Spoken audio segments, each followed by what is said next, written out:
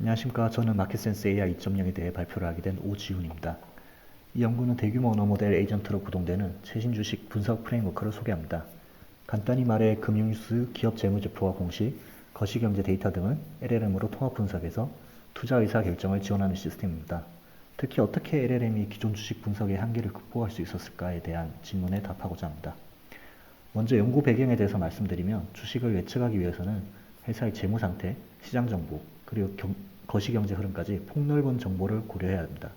하지만 기존의 투자 분석 방법은 이렇게 여러 유형의 데이터를 종합하기가 힘들었습니다.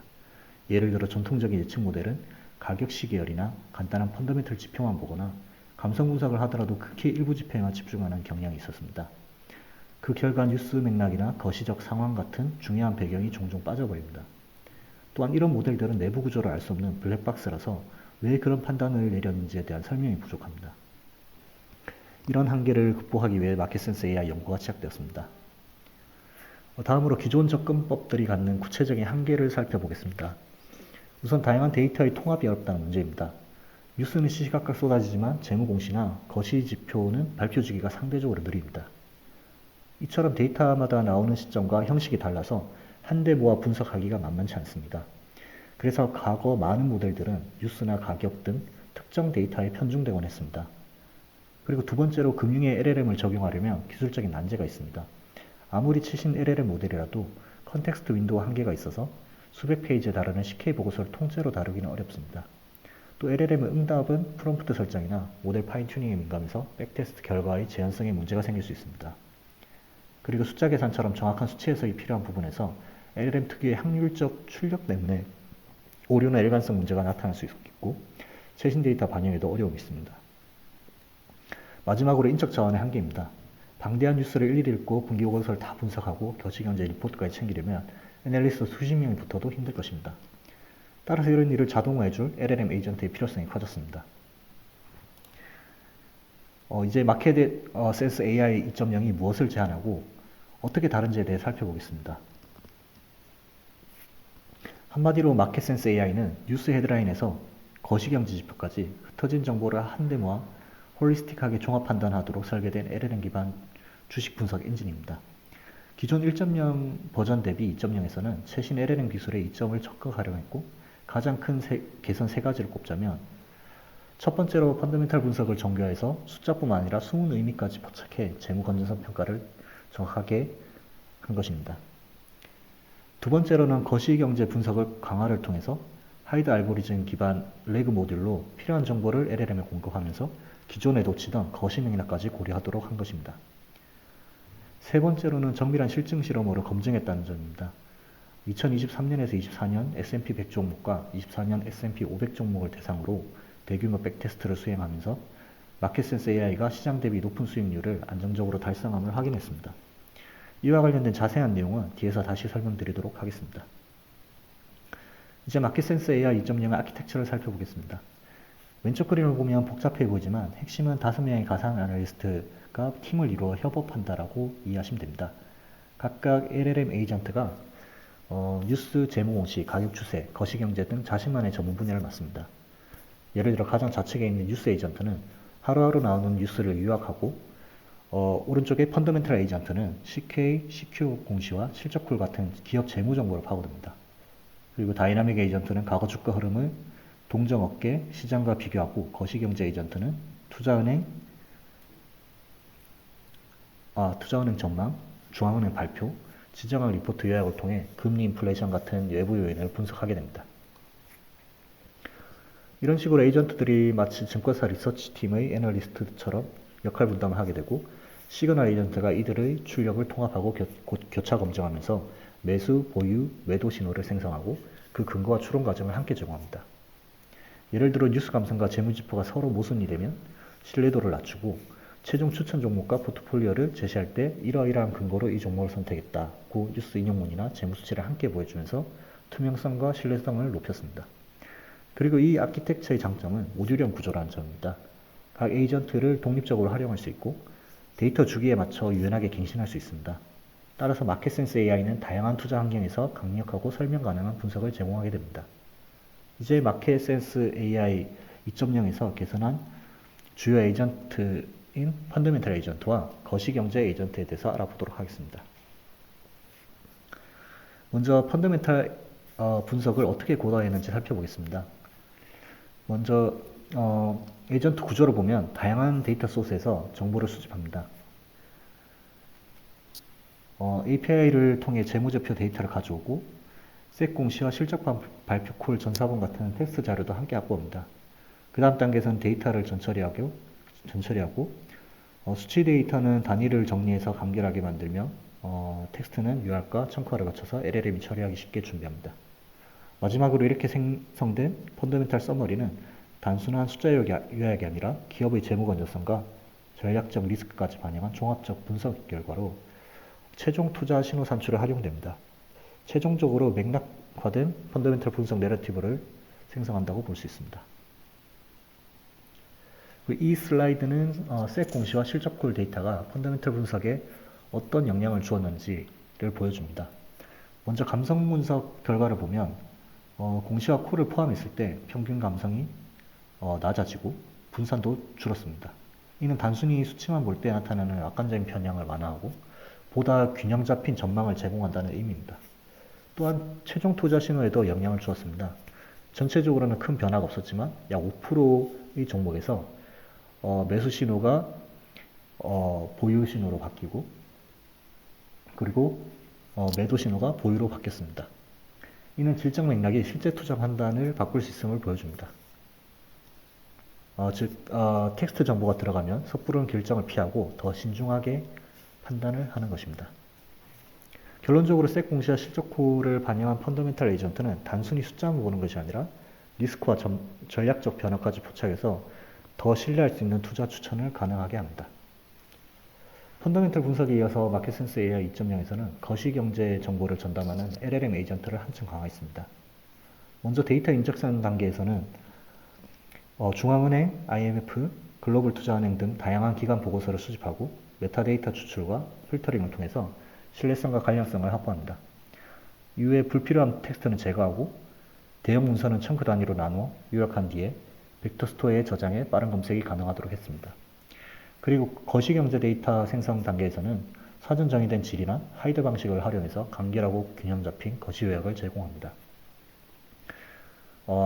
가져온 방대한 거시 문서를 그냥 다 읽는 게 아니라 똑똑하게 고르는 기술이 들어가는데 바로 의미 기반 검색입니다.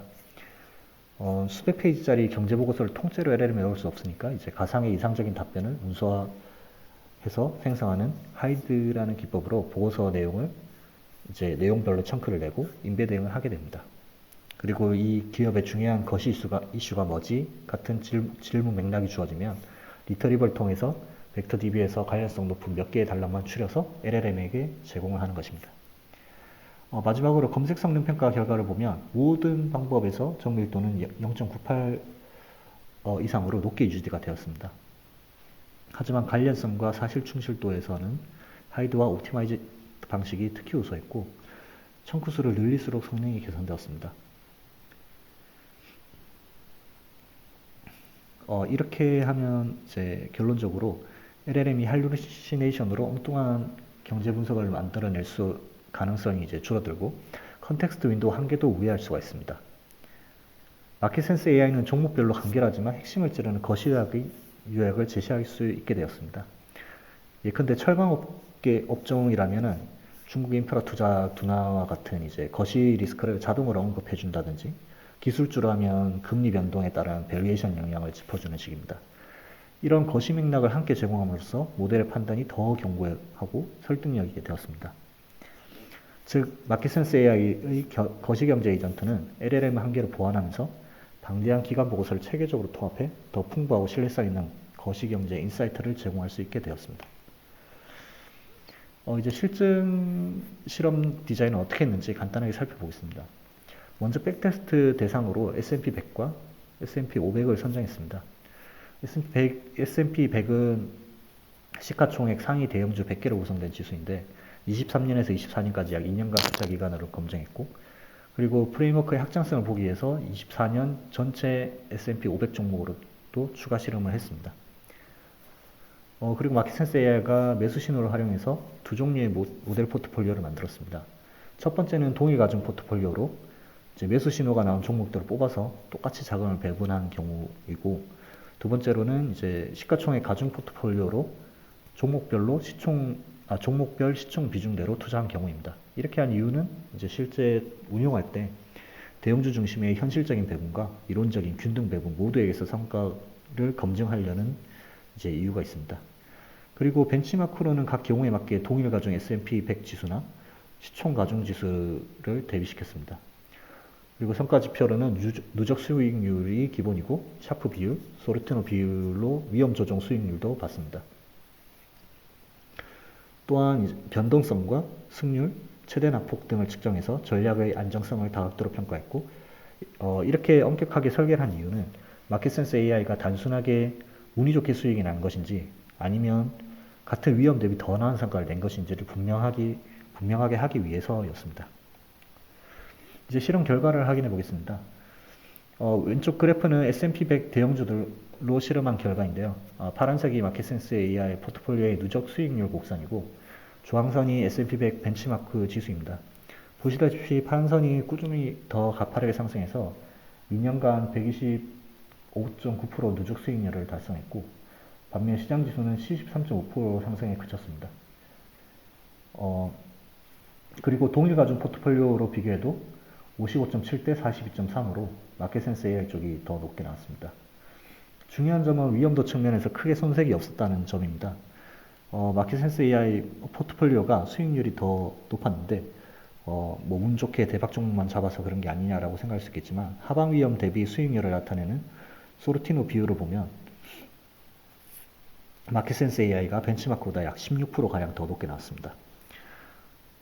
즉 높은 수익을 낼 때도 과도한 리스크를 지지 않음을 의미하고 있으며, 이제 비슷한 수준의 변동성에서 더 효율적인 수익을 냈다는 것을 의미하게 됩니다. 실제로 하락 구간을 보면 마켓센스 AI 전략이 하락폭도 시장과 비슷하거나 더 적었고 급격히 회복하는 모습도 보여주게 되었습니다. 그리고 오른쪽 그래프는 24년 S&P 500 전체 종목으로 확장한 경우입니다. 이 경우도 S&P 100과 마찬가지로 초과 성과를 거두며 종목 수를 5배 늘린 상황에서도 성과가 유지된다는 점을 확인할 수 있었습니다. 또 승률을 보니 전체 트레이딩 중 약 77에서 78%가 수익 거래로 집계되어 일관성이 높았습니다. 최대 낙폭도 시장과 비슷한 수준이라 무리하게 위험을 쌓아서 수익을 올린 게 아님을 보여줍니다. 이런 결과를 봤을 때 마켓센스 AI 2.0은 높은 초과 수익을 지속적으로 내면서도 리스크 관리도 잘 된 전략임을 실증한 것으로 보입니다. 다음은 팩터 분석을 통해서 마켓센스 AI 초과 수익이 어디서 나왔는지 알아본 결과입니다. 전통적으로 주식 수익률은 몇 가지 팩터로 설명이 되긴 하는데, 파마 프렌치의 가치주, 규모, 수익성, 투자, 그리고 모멘텀 요인 등이 있습니다.